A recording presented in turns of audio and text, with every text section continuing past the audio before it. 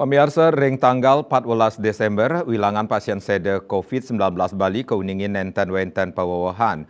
Menjantan kahanan puniki gatra becek, sane sampun memargi salami petang rahina.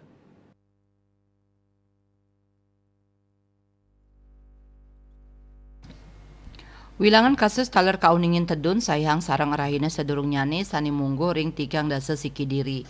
Rahu mangkin muali ring dasan diri. Lianan punika wilangan pasien kenak anyar ngelangkungin wilangan kasus harian inggih punika wenten 6 dasan diri. Indi kasus COVID-19 mawawa 14 diri.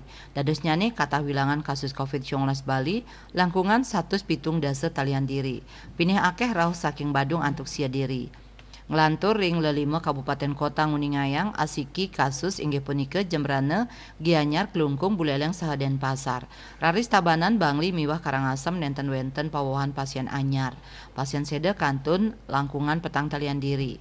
Pasien kenak mawawah 6 dasa kali diri.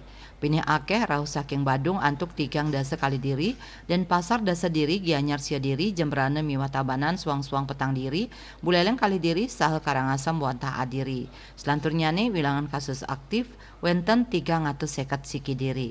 Dia Dewi Bali Pos Nguningayang.